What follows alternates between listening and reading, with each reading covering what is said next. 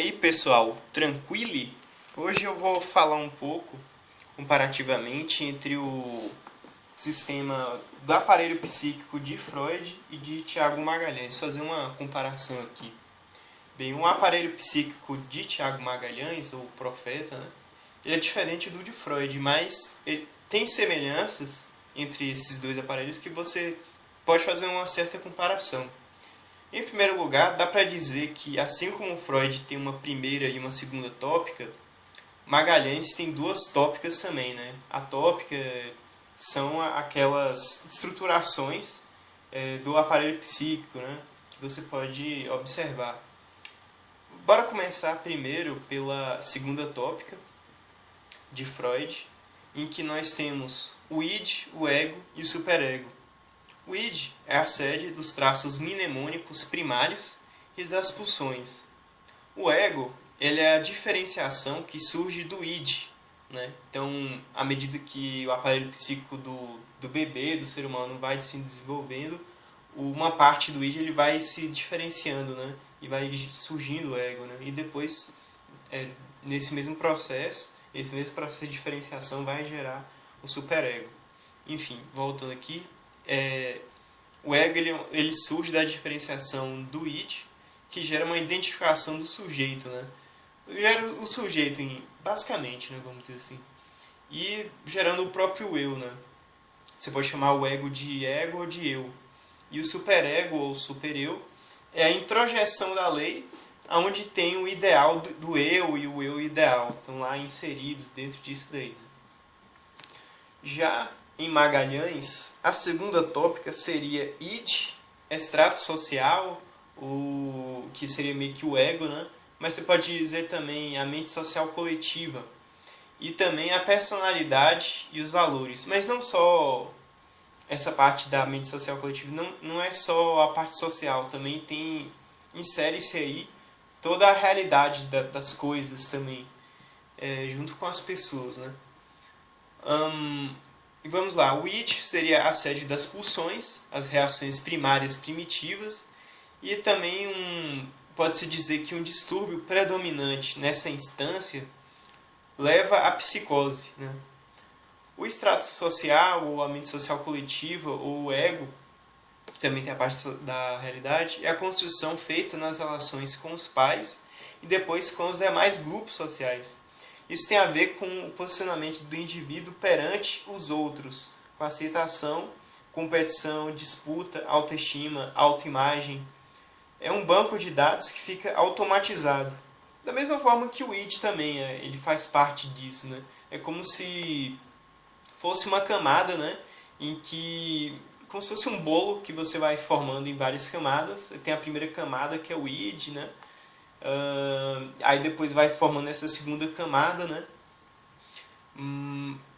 Que é um banco de dados que fica automatizado, mais ou menos.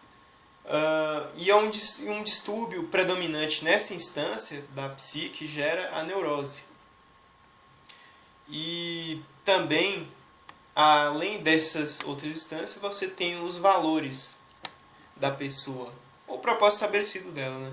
É a conclusão lógica da soma do desejo e como ele é lidado na realidade, ou seja, as pulsões do id, isso junto com a realidade vai se somar e vai gerar um valor, né? O que você quer fazer e tal.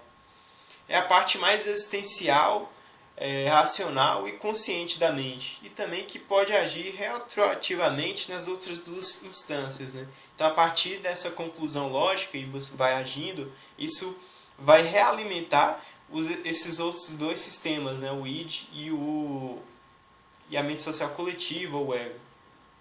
A geração dessa instância é algo pessoal e não necessariamente tem a participação de leis introjetadas, né? Então, comparando aqui com o de Freud, o superego ele seria uma introjeção da lei do outro, né? Dos pais principalmente.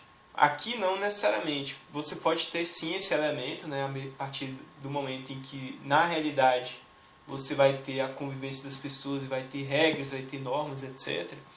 Isso aí vai sendo incorporado, né? Mas é algo mais pessoal. Então, a partir da realidade individual da pessoa, a pessoa vai criar valores próprios uma moralidade própria, né? Uma ética própria, vamos dizer assim. Então, um distúrbio predominante nessa instância leva a certos tipos de perversão, por exemplo, a própria psicopatia, que é chamada também de distúrbio moral, justamente porque afeta essa parte moral da pessoa. A pessoa não tem empatia nenhuma pelo outro, então ela quer a própria lei, perverte a própria lei e quer uma lei própria, digamos assim, desafia a própria lei. Tem todos esses aspectos, né? A segunda tópica entre os dois, entre Freud e Magalhães, é a mais comparável. Agora bora passar para a primeira tópica de Freud.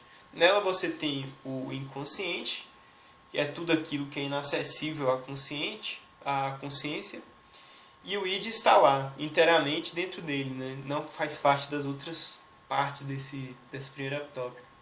Partes também do ego e do supereu participam também do inconsciente. Então, parte do seu eu inconsciente e também do supereu. E, além das pulsões, memórias reprimidas também estão lá, né? Então, você tem as pulsões, que basicamente é o id, mas também lá você tem as memórias reprimidas, né? Outra parte dessa da primeira tópica, perdão, é o pré-consciente, que é aquilo que não está na consciência, mas pode ser acessado pela consciência. Freud dizia que essa instância poderia abrigar o que impede os conteúdos reprimidos de irem para a consciência, né? O ego e o superego também fazem parte dessa instância, né? Não mais o id não. E o consciente, ele é responsável pela parte perceptual e motora. Também é a sede da razão e da reflexão, né? Ela está em constante intercâmbio com o pré-consciente e também tem a participação do ego e do superego. Muito bem. Tiago Magalhães também se utiliza desses termos, né, de inconsciente, pré-consciente e consciente, mas nem sempre tem exatamente o mesmo sentido, né, que Freud utilizava, que ele separava bem certinho a primeira tópica da segunda, né. Mas às vezes o Tiago ele utiliza esses termos meio que de certa forma ambíguos, né. Às vezes ele está falando como se fosse a segunda tópica, às vezes não. E às vezes ele está mesclando também, usando o conceito de sua própria tese e tal. Então precisa ter esse cuidado, né. Como o próprio Freud, às vezes ele tem essa ambiguidade, né, até bem mais, né, na obra dele. O Tiago ele também utiliza esses termos, né. Porém, dá para dizer que ele tem uma primeira tópica própria dele, que são a memória profunda, memória passada, memória presente e memória futura. Vamos lá. A memória profunda é basicamente o inconsciente de Freud, né? A mesma coisa que da primeira tópica de Freud dá para colocar aqui. A memória passada é o passado que você consegue lembrar. A memória presente é a memória que está fresca na sua mente. Podem ser acontecimentos da semana, no dia, etc. Pode estar relacionado com o estado emocional. E não é exatamente o estado presente do agora. Isso que você está presenciando agora, ou a memória de trabalho, esses outros conceitos. Não é isso. E também, além disso, você tem a memória futura. Podem ser sonhos, esperanças que são projetadas, né, para o futuro, medos imaginados ou qualquer imaginação sobre o que pode acontecer, né? Qualquer definição que você vai projetar para o futuro com uma certa... basicamente isso é a memória futura. Vamos lá. E dá até para fazer essa relação, né? Que a memória profunda ela seria o inconsciente, até como eu falei antes. A memória passada, de certa forma, é o pré-consciente, mas não exatamente. A memória presente, dá para dizer que é o consciente. E a memória futura são as vontades, os valores e o propósito estabelecido da pessoa, né? Porém, a primeira tópica de Magalhães não é simplesmente uma estratificação, né, nessas memórias. E essas variáveis, juntamente com outras, como o acontecimento do agora, da situação, o estado emocional e corporal da pessoa, etc., entre outros fatores, eles formam a equação do determinador comportamental da pessoa. E esse funcionamento tá ligado com o mecanismo emocional, que é algo extremamente basal e que vai gerar toda essa dinâmica, né? Então é isso. E agradeço aí o pessoal que ouvi. Enfim, falou, galera.